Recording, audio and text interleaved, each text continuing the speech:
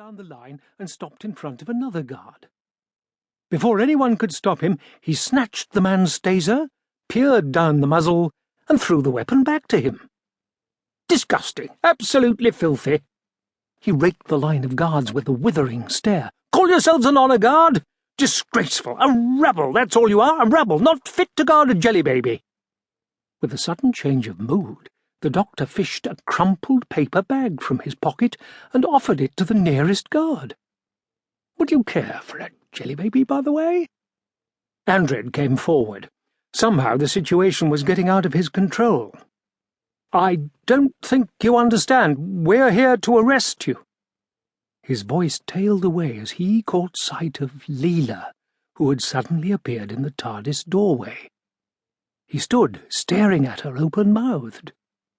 Good, good, said the doctor cheerfully, and he strode towards the door.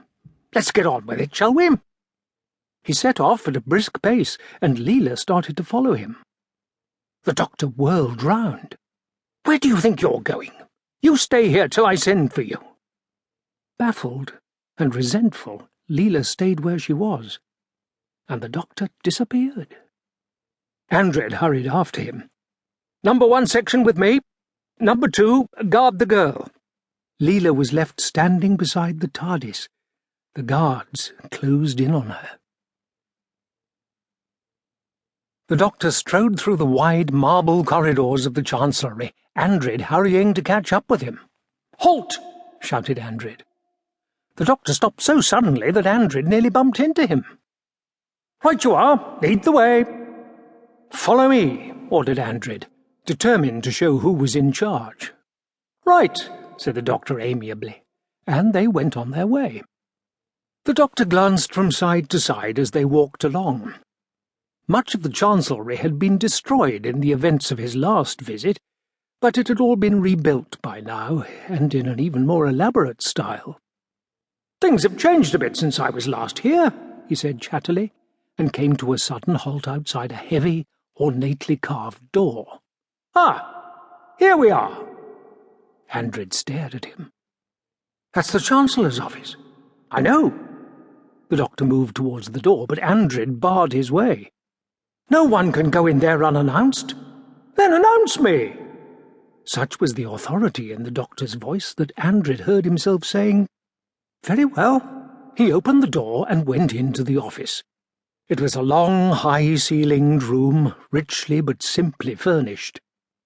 Behind a huge desk at the far end sat a tall, hawk-faced old man in the robes of a cardinal, reading an ancient scroll.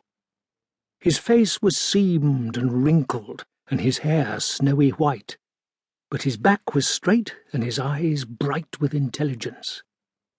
This was Cardinal Barusa, now the most powerful Time Lord on Gallifrey. Since the assassination of the last president by the last Chancellor, Barusa had been both Chancellor and acting President, until such time as a suitable candidate for the presidency could be found. That had been some time ago, but as yet no suitable candidate had appeared. Barusa looked up, displeased at the interruption. Well? Forgive the intrusion, sir.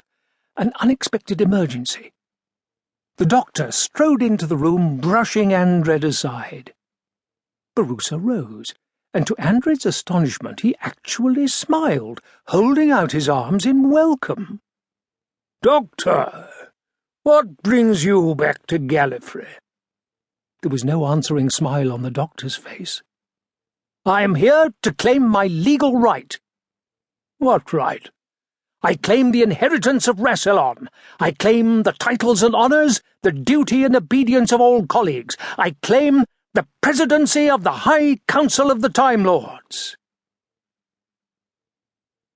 Far away in deep space, the war leader of the Vardans looked up from the symbol-coloured video screen, dancing with its intricately patterned shapes. I believe we have chosen well.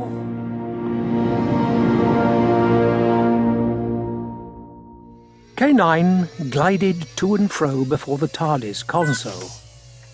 Where is the doctor? He demanded. There was no reply. The TARDIS